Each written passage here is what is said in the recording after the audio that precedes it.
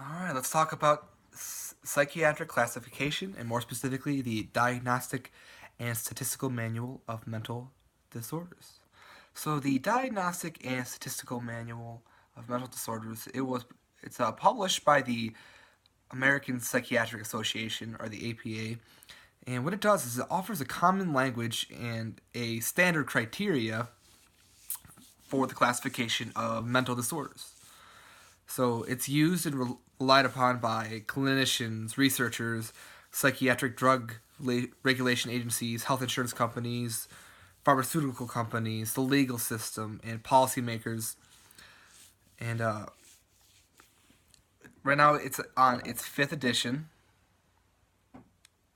And let's go into the uses of the Diagnostic and Statistical Manual of Mental Disorders.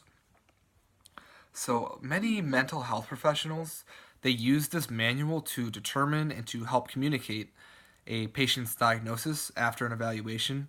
So hospitals, clinics, and insurance companies in the US, they require a DSM diagnosis for all patients that are treated. The DSM can be used clinically in this way, and it also helps to categorize patients using diagnostic criteria for research purposes. So that's important as well. There's been studies done on specific disorders, and they often recruit patients whose symptoms match the criteria listed in the DSM for that disorder. So there was an international survey of psychiatrists in 66 different countries.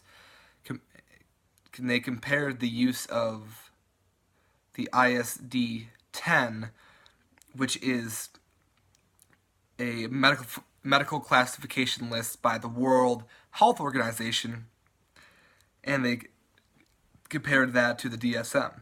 It found that the former was more often used for a clinical diagnosis, while the latter was more valued for research. So that was a pretty interesting study. And the DSM, and all the previous editions of the DSM are registered trademarks, and they are owned by the APA.